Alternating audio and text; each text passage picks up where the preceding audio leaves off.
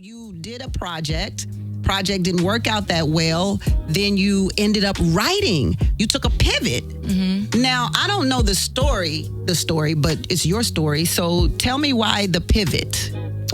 I just didn't want to go back to the dirt road country and get a job at Target and have babies and be barefoot in the kitchen cooking. Like, I just didn't see that for me. So yeah, once I found out that there was a thing called songwriting and that you could get paid for it and all these things, I was like, yeah, sign me up. Where do I go? well. And the rest is history, man. I came out here. I was in like $20,000 worth of debt because I couldn't rent a car. So I had to like have my manager do it. And he was just renting this expensive Volvo for like 3 months. It was like $2,500 a month. And I had an apartment that I couldn't afford. And I was just out here just like on a wing and a prayer, trying to make it. So was the $20,000 debt because of the car, or was that before the car? No, it was the car. It was the car that and the got apartment you into, and sunk like, you into the debt. Yeah, and like I didn't have any money for food, so I used to like go grocery shopping and buy a pack of chicken breast, cook the whole pack and cut it up in strips, and then I would eat like 2 little pieces of broccoli and a piece of plantain. Stop it. And that was my food for the week. Or like when you go to the studio, sometimes they'll have like a fruit bowl or a bowl of peanuts. I used to put it in my backpack. Steal toilet paper from the studio, put it in my backpack. Like it was by any means necessary. Wow. You know, my dad used to take 2 pork chops and cut them up and make them into pork chop nuggets because we couldn't feed the family of 4. You gotta do what you gotta do. You gotta do what you gotta do. I'm still in the habit though. I still get them chicken breasts and chop them up, for the week for a meal prep. You know what I'm saying? You don't need all that chicken. And you don't need all of it, not for real. They can stretch very, very long. Money long. Okay. Chicken long. Chicken long, pork baby, chop chicken long. There it is. So how did you find out about this, I guess it was an ASCAP workshop? So I was with BMI since I was like 16. And once I started getting hits as a pop songwriter, so the BMI and ASCAP are performing rights societies or organizations. And so what they do for songwriters is they go collect your royalties, international, domestic, performance royalties. So that's like radio, TV, commercial, like licenses. So like that would be movies. Anytime your song is played anywhere like that, that is considered a performance. And then also live performances as well. So they collect that. And because BMI is more R&B, soul, gospel, country music, and then ASCAP is like pop, rock, I switched from BMI to ASCAP. And once I got to ASCAP, I think people are like, though I am like very country and like super ratchet and charismatic in that way, people are really surprised when I get to talking about what it is that I do in royalties and mechanicals and all that kind of stuff, that how articulate I am. So they always want me to speak and, teach the people. And so I love teaching. That's good. And so for every year, for maybe like 5 years straight, I did the ASCAP. They do like a convention, the ASCAP Expo, as it used to be called, at the Renaissance Hotel down in Hollywood. And so, I would just like get up there. One day I did a workshop about how to pitch yourself. Like, one time I did a workshop where we wrote a song with 100 people. One time I did a workshop where I was, freestyling like different kinds of songs. So like a country song or like a R&B song, like this is what you need to do. So I think it's just like the way that happened, it was like organic, and ASCAP sort of recognized what skills that I had. And once they saw that like I could, hold the audience's attention for an hour and a half, 2 hours. They were like, can you come do that again? Keep it coming. Keep it coming. Yeah. Keep it coming. I would always have like a full room whenever I was teaching. What is, Muni Long, what is the difference between, because you're a songwriter of all genres, what is the difference between R&B, country, hip hop, and I don't even know what it's, and pop? The best songs are always storytelling. So that's the first thing. That's where they have the similarity.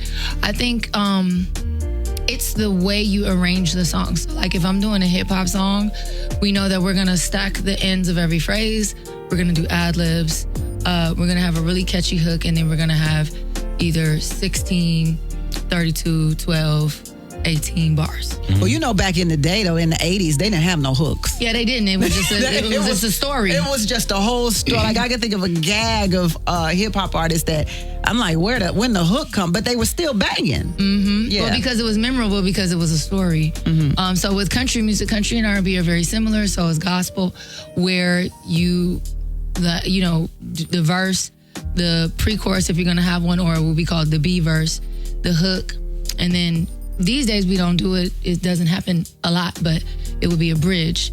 And then it's just the way you arrange it. Yeah, there aren't many bridges. You know, I can't think of a bridge in a song. I always hated bridges. I don't know why. Until they wasn't there. Now you miss it. Maybe that's why I like the music now, because there are no bridges. But yeah, there's something about a bridge that just takes me out of the moment of the song. Really? Yeah. I'm trying to think of a bridge that I do like, but I can't think of one. Usher's always has like.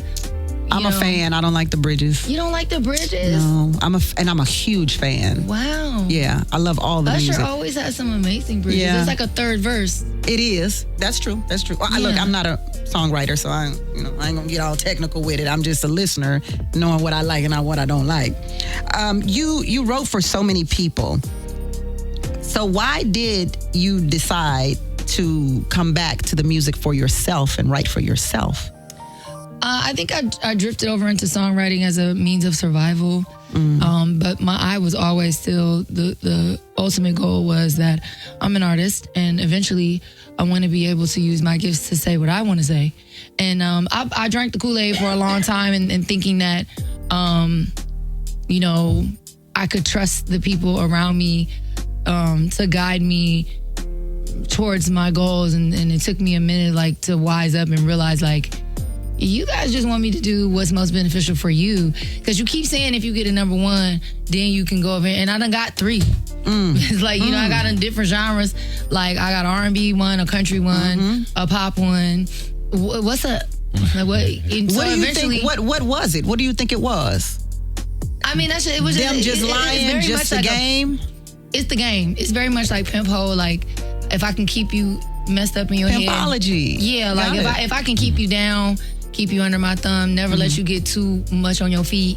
You always gonna have to rely on me, and I'm always lead you or sort of manipulate you to go in the way that's beneficial for me.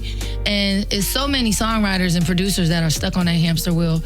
It took for me to one thing people don't understand about me, I'm willing to starve in order to get what I want. And that's because you starved before. You know Not what it even is. that, I'm just that crazy. I'd rather, I would rather die of thirst than to, ever give in to on my principles, my morals, my values. And so once I kind of got hip to you guys are all liars. You're lying. You're a liar. And then also I saw enough examples like the Cardi B's. I watched her journey. There was a couple artists that I watched recently too, where I'm just like, man, that's amazing. SZA, just watching them and counting, okay, it only took them 2 years to break through, and it took them 4 to 5 years to become a staple. And now they just got to keep making good music. And then after 10 years, it's you know what I'm saying? I'll just pay attention to that. Right. And I was like, I could do it. I think I could do this. I could do it in 2 years. And so we set the goal, and literally a year and 8 months in is when Hours and Hours happened. Wow. Yeah. I love the journey. I love the story. I love the can't stop, won't stop. Yeah, no Diddy. Has a recent success changed your process? How you write and everything? Has it changed anything? No, and I talk about this all the time about you have to know who you are. The hardest part about being an artist, right, is not compromising on your vision and how you want to say things. And learning how to block out the noise so that you can hear yourself, you can hear God. And I think when you're living in a faith-based journey, you can, if you are really tuned in and sure, and you know your taste level, you can hear when somebody is making a fear-based decision and trying to influence you to make a choice that feels safe, you know? And so you get labeled as difficult. You get labeled as... Especially if you're a woman. You do. Oh, absolutely. Yeah, you definitely... Because how dare I? I should just be happy that I'm not in the kitchen somewhere. Right. You know what I'm saying? With them babies you was talking about earlier. Yeah. I should just be happy that I, you know, am making a little change. So what's something you say you can, because you have God in your life, that you can kind of tell when someone is making decisions out of fear? What's an example of that? A tree's identified by its fruit, like out of the mouth the heart speaks. So when you hear somebody saying, well, they're not going to do that, well, they can't. Have you asked? Have you tried? Why not? Who said that? Why can't I be the first? You know what I'm saying? When they're basing things, I call it should-nighting. It's like, you know, when you're basing your foundation of this no, or your hesitation or your resistance is based on what everyone else is doing, that already tells me that you are not a free thinker. You are already confined and limited. So don't try to limit me. Like, I feel like, and it's not about having yes people around you, because a person can say no in a way that is still that makes sense, unlimited. Right. So like even last night I was playing this producer, the producer who did Another with me on the PDA project, and we wrote a lot of songs together for other people, like Don't Wake Me Up for Chris Brown. I was with him last night and I was playing him music, and I was like, what do you think about that? He was like, that one wasn't for me. That doesn't mean it's bad. That just means he didn't resonate with it. Right. So people who are free thinkers, they never put any limits or expectations or judgments on other people. When people, you know, when I give an idea and the immediate response is like, oh, well, they're never going to approve that. Oh, they normally don't. Baby, go ask. Go ask the question. You never know. They might be excited, you know? And I'm an artist who thrives on being a trailblazer, being on the leading edge. I really don't care what everyone else is doing. If I have an idea or somebody says something or introduces something to me and it makes me go, oh my God, that would be so cool. That's how I choose. It's like a childlike wonder. It's fun. It's freedom. It's I like that, a childlike wonder. Yeah. Yeah, like because a child will jump off a bridge if you let them. Okay. Like, what is this? All this like, ooh, water. Oh my goodness. Like, Let's go. But yeah, that's what it is. And so it's like anything that feels restrictive, you know, I pay attention to the energy in my body. Like when somebody says something, I'm like, if it makes me take that slight pause, I'm like, can I ask you why you say that? Where'd you get that from? And if I'm hearing limitation in your explanation, then it's always going to be well, let's come back to that at another time. Oh, y'all, Muni Long is teaching in class today, baby. Oh, when we come back, we're going to talk about Chris Brown, and we're going to talk about Lola Falana. All that with Muni Long. Her new project is Revenge, and we're going to talk about that even more as well. If you want to talk to her, you can holler. I don't know if she feel like talking to y'all. You feel like talking to her? I don't know if she feel like talking to her. You know, we got to work on that, y'all. We're going to work on that. We come right back, though. Radio Free 102.3 KJLH. It's Tammi Mac with Muni Long today. Everybody give us some love. You said that Revenge, your new album, is going to be album of the year. I think it's the R&B album of the year. For sure. What gives you the confidence? I think I was explaining this last night, right? It's not even the musicality of it. Or even the heavy hitters that I worked with. It's the intention that I set before I even step in the room to make something that is intentional, has musical integrity, that's authentic. I wasn't like experimenting. Like I had the goal to make the best songs that I could possibly make with the resources that I have at this time. And you can hear that in the music. There's like a richness to it, a certain taste level.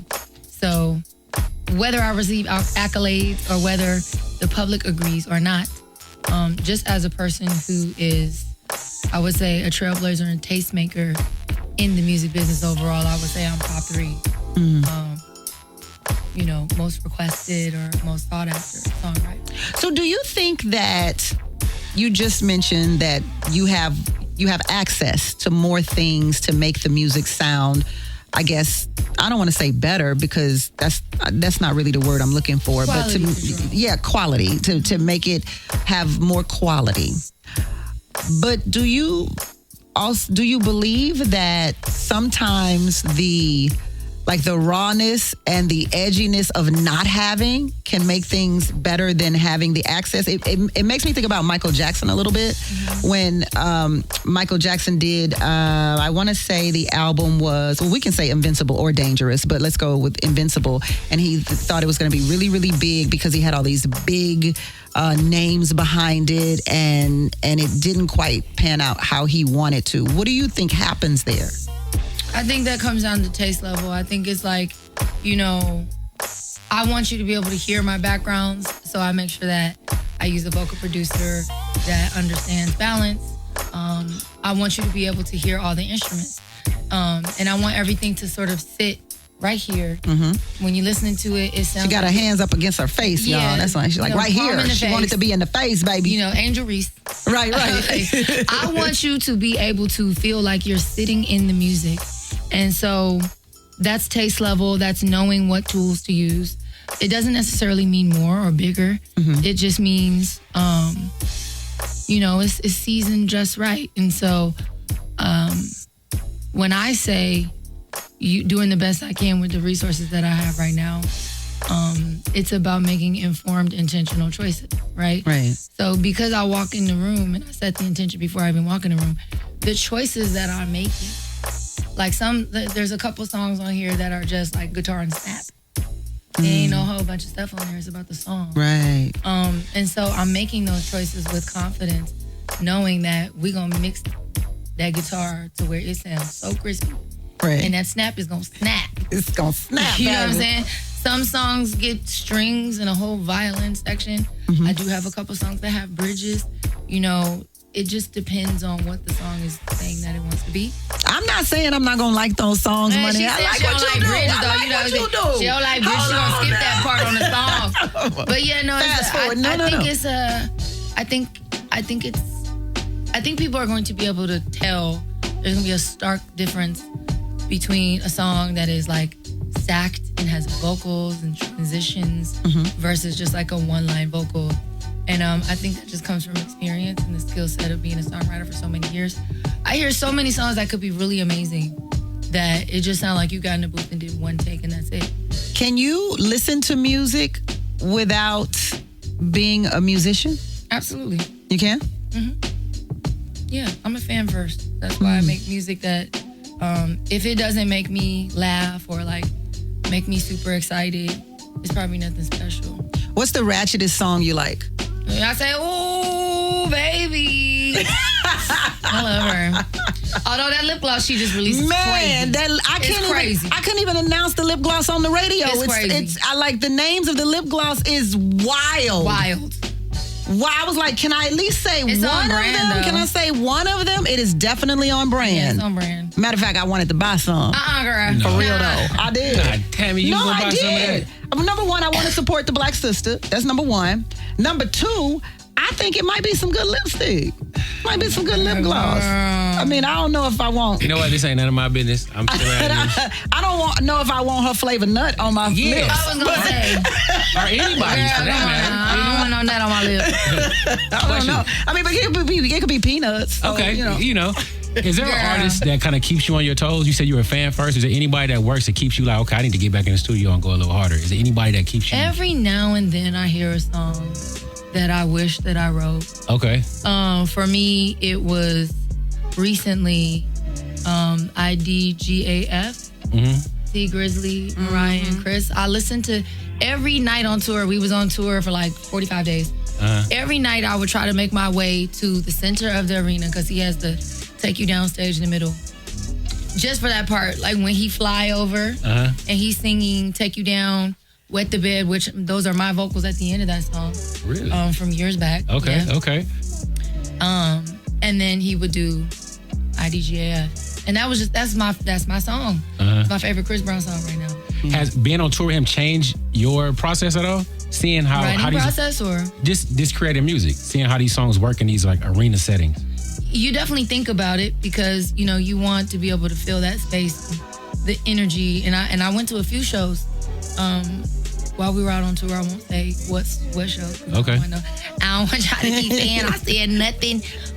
But you could tell the difference. Mm-hmm. You could tell the difference between an artist who thinks about the live show when they're writing, and somebody who's like, no, when you get out there in front of 20,000 people every night, and you can't get them to give you no energy, that's tough. Absolutely. That's a hard pill to swallow. I only had one night that was like that.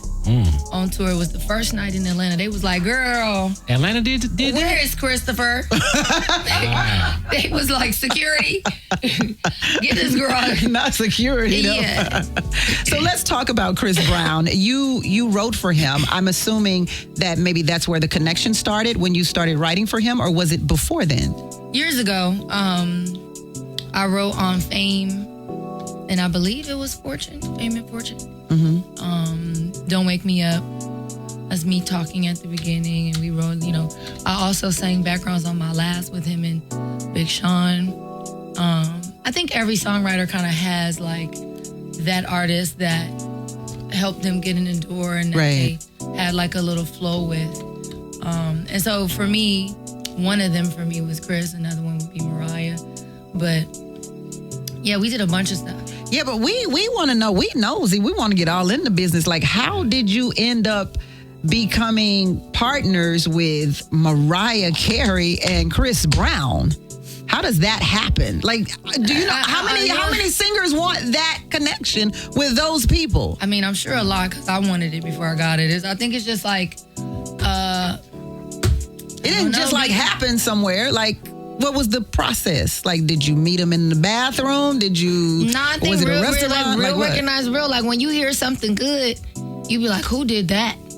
I'm trying to get with that person. And I think I was just making really quality things for a very long time, to where I caught the attention of some really big heavy hitters. So you're saying the music before you started writing, they got wind of? No, like when I got out here and I was like, pounding the pavement, doing 5 sessions a day, 2 songs in every session.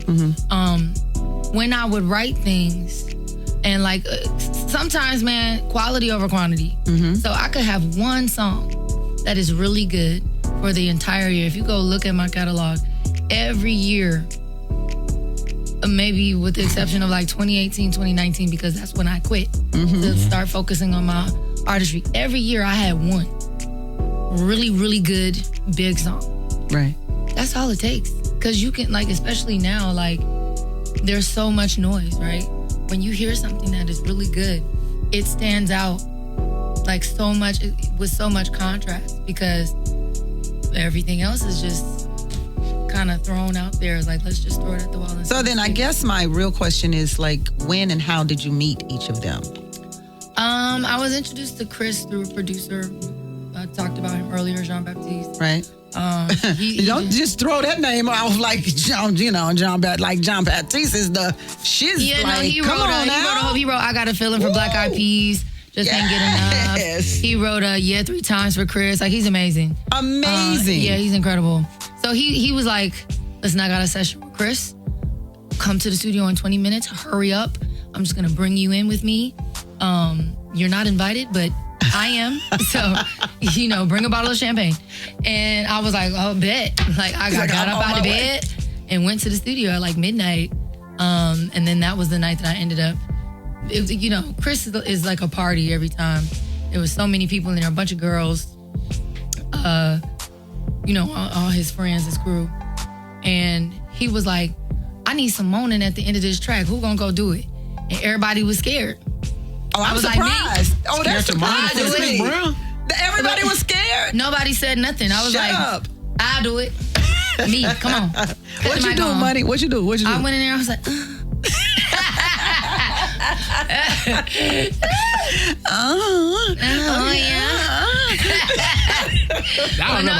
iconic. It's iconic. Like, everybody knows that part at the end of that song. Yeah, that's me. That is you. And how did the link with Mariah happen then? Mariah, I've worked with her a couple times over the years. It was like a camp, and nobody expected her to actually show up. And then she showed up. She showed up to the camp. She had on all these diamonds. I was like, not at the camp. This isn't Mariah. And she was so gracious. So she's not the diva that people make her to be. I think she returns energy. So if you are behaving in a certain way, she's an actress. She's gonna be like, oh God, oh, you know. But if she couldn't do that with me because I'm too real. I'd be like, girl, you is Mariah Carey, girl. Don't even do that. I'm like, when you was writing Honey, or she'll be like, I have a song called Heartbreaker. I don't know if you heard it. I'll be like, girl. Yeah, stop it. I know every word to all your songs. You are Mariah Carey. Don't do that. I don't know if you heard it. Okay, Mariah. But yeah, she's so cool, and so talented as a producer, songwriter, arranger. And the way her voice hits your ear, it's like a trumpet. Her vocal cords are blessed. I don't care. No Mariah Carey slander will be tolerated. Not ever. She don't even need a microphone. It's insane. Yeah. I believe it. She's probably one of the best experiences I've had Wow. in the music business, just because she teaches you. I learned What so much. have you learned from her? One thing. Stay away from bad lighting. Yeah, Wait, does she walk around with her lighting? Because Janet walks around with her lighting. I don't know if she does now, but if it was just this, she would be like, no, this light you need a key light. That's cute. Don't do this because it's going to be shadows. Mm-hmm. Yeah, I remember one time being in a studio with her and somebody tried to sneak and take a picture. And the flash went off. Oh. And me and her are talking. And as we're talking, so I'm going to pretend like this camera is, me and her are talking. Mm-hmm. And the flash goes off and she goes, I said, oh, shit. No, she didn't. No, she didn't. Turn around and pose for the camera. You won't catch her off guard. You won't. And then, just being in certain rooms, just being aware of who's there. If there's a camera, not doing nothing crazy. Mm-hmm. Just whispering, talking behind, maintaining. When you're that famous, you have to find ways to maintain your humanity and your privacy. And I learned how to be gracious. That's dope. Yeah. So since we're talking about legends, I want to talk about a legend by the name of Lola Falana. Mm-hmm. And I think it was BET, your BET performance. Do you think many people knew that you were paying homage? I think a lot of people who are students knew, but no, I don't think. I mean, Lola's like a lost treasure. She's so talented. Dancer, singer, actress, designer. I thought it was the perfect and probably the best performance at the award show. But I mean, thank you. I don't know how this comes across, but I was like, I wanted it to be, I don't know, at the Grammys or the Oscars. That's how I felt about that performance. Because I felt like the tribute to Lola Falana was an amazing kiss. Mm-hmm. And then the way you handled it, I could tell that you literally had studied and appreciated her work from the whole fingertips thing that you did. I was like, oh, sis is setting this off. Yeah, I also worked with Frank Gatson, legendary, on that. Whose idea was it? Frank. It was. He showed me Lola. He was like, you remind me of her. Yeah, you do. And then we watched several of her performances, and we landed on that one because at that time I was 7 months pregnant and I was trying to, keep that to myself. And I just didn't want everybody in my business. It was a high risk pregnancy and just people are mean. And people are mean. I didn't want that extra added stress. So it just worked out where we gonna cover your belly with these feathers. And that dress covered your belly too, because I didn't know you was pregnant. Yeah, well, I was also a shrinking. I was so small. I didn't start showing till 8 months. But yeah, it was it just kind of everything flow. I do everything with intention and flow. It's so easy. When it's your time and it's meant to be, God is weaving the fabric. All you gotta do is just pay attention. The way that fell into place, and how the feathers were available and the dress was it just worked out. It just worked out. Yeah, it worked out beautifully. And it was a wonderful introduction to Muni Long, the stage performer. Yeah. It really set the tone. to where people now, like, whenever I get ready to do something, like, we what's she expect about to something. do? Yeah, because my first thought was, well, what Muni Long about to do? Mm-hmm. And then when you did that, I was like, oh, I already see I'm about to be a fan. This is crazy. Yeah, and I'm so adamant about having quality. I don't just want to get up there and waste nobody's time that, even this last BET Awards I was supposed to perform and I didn't, because I'm sitting there in the audience and I'm looking at everyone else's production value. And I'm just like, we didn't try hard enough, guys. I'm not getting up there. I'm not doing it. And they're like, oh, but you have such a beautiful voice, And I'm like, yeah, but see, that's the thing. Just because I'm talented, you want me to work harder. You want me to stand here and do nothing. Right. And no, we want to give them a show. We want to give them something memorable. I respect need production value too. I appreciate that. And so I will not be getting up there because it's going to be around forever. And I'm going to cringe every time I see it. It's not going anywhere. Thank you. It's not happening. No, I still watch the BET performance. I still watch it. I watched it probably 3 times today just because you were coming. So I was like, let me watch it. I saw that fella move right there. I didn't see that fella move last time. We got Muni Long. We're going to come back and talk about Revenge. It's a new project, y'all. This is KJLH. Radio Free, 102.3 KJLH. Muni Long, baby, Muni Long. Girl, that song had everybody in a chokehold. Did. Oh my goodness, chokehold.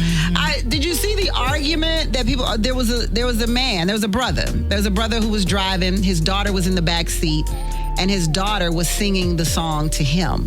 And people were saying that how inappropriate it was. And I was like, that's ridiculous. Like, I felt the love between them. And I'm thinking, skin to skin, she is his skin, body to body, she comes from his body. I'm like, where do people, like, where I think that be people who don't have kids, they don't understand. It's like, just be quiet. Mind your business. But you saw that one, right? Yeah. We got to stop sexualizing children. We have to. What's your favorite moment with the viralness of Made for Me? This and song, Mariah Carey is on this one, by the way, y'all. Yes, on the remix. It was so amazing to watch just how multi-generational, genre-less the song was. I mean, Kevin Bacon and his wife did a Right. TikTok. Paula Abdul did a TikTok. It was a wrestler. I don't think it was John Cena. It was another one. George Lopez, Cheech and Chong did it. I did not see Cheech and Chong doing it. Oh, I gotta see that one. Not the Cheech and the Chong. Chloe and Halle, Camila Cabello, Normani. Just everybody. Literally everybody was participating in the challenge. What was the feeling you had? I'm always blown away. I just be like, oh, dang, you know who I am? That's crazy. I'm in my own bubble. And so, I'll be scrolling. It's where I get the most kind of shock is if I'm scrolling and I literally just click a video because I like what it looks like. And then I click it and it's my music or it's made for me. It's like, oh, or I'll be watching a video and somebody else, it'll be like a skit or something. They'll be like, twin, where have you been? I'm like, oh, that's crazy. It was so impactful that sometimes I question, is it my algorithm or was the song really that big? Yeah, it's not the algorithm, sis. Yeah. Not the algorithm. Yeah, I'll be in CVS, just trying to get some deodorant or some lotion or something. And one time I was like, well, was you with me that day? Yeah, and the girl just kept looking at me. I was like, excuse me, I need such and such and such. And she was like, you sing that one song? I was like, what song, girl? What you talking about? She was like, Twin. I'm like, oh yeah, that's me. Anyway, can I get the Did you take a picture with her? No, she didn't ask. Oh, she didn't ask. She was being respectful. If she did, I probably would have been like, girl, now why would you want to take a picture of me looking like this? You see I look a mess. So Revenge, the I don't know if we call them album covers anymore. I don't know. But the cover is giving me 20s vibes. So it seems like you love to kind of take a little tour of history. Is the album anything? Is this project anything like that? Or I think it is very nostalgic. I think people listen to my music. And when I did the BET Radio Room back in June, most of the DJs were saying we play so much more 90s and 2000s music because there is nothing contemporary that it has the same integrity as your songs. And so I think I give people this feeling of nostalgia with just like the song structure, the quality, the melodies, the way I'm like, the counter melodies, the production is very nostalgic. The way I'm singing is very nostalgic. And there's a few songs on there that I think people are gonna be like, oh my God, this reminds me of such and such. And as far as the album packaging, I think like early 2000s, late 90s was just a very clean, classic, timeless aesthetic. And that's what I wanted to give. I wanted you to be able to look at this album in 10 years from now and not be able to tell when it came out. It's just clean and classic. So what hits do you predict from Revenge? Oh, I don't know. I don't know. I have a version of the freestyle I did on Sway type questions. I think that might be one. Trying to get the actual freestyle with the 21 questions beat cleared so that I could put that out. Let me tell you, that 21, maybe. Yeah, I just did it in Shreveport with 50, and it was fun. I saw you with 50 on your Instagram. I was wondering if he was at the 11/11 tour. No, I went to Shreveport right after, like literally the day after the tour ended. We went to the after party. Poor decision, because I had to get on a flight at 4 a.m. the next day to get to Shreveport, and I performed Made for Me, and then I also did my verse on 21 Questions, and I couldn't even remember all of what I had said, so I just did as many bars as I could remember, honey. I'm glad you put it on this Revenge. I'm excited about that.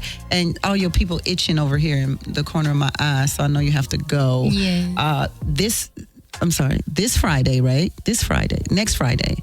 August 30th. Friday, August 30th. I've been thinking it's the 30th for the last 3 weeks. August 30th, Friday, August 30th, Revenge. Download it. If you're still buying it from Target, get it from Target, Best Buy. I don't know if the stores if Best Buy even exist anymore. Download that bad boy because you're going to love it. If you love Muni Long, there's nothing she can do that you won't like. I can guarantee you that. Thank you for coming to visit me, Muni Long. It was a pleasure. Last time you were here, Guy Black was here, but I'm glad that I was the one to get to talk to you and meet you. Same. Yeah, no, I'll come back anytime. By the way, hey, Stevie. I just wanted to say hello. How you doing? I miss you. We gonna send him that. We're gonna make sure he gets that. I'm gonna text it to him. Thank you. Muni Long, everybody. Revenge. Next Friday it comes out. Download it. All right.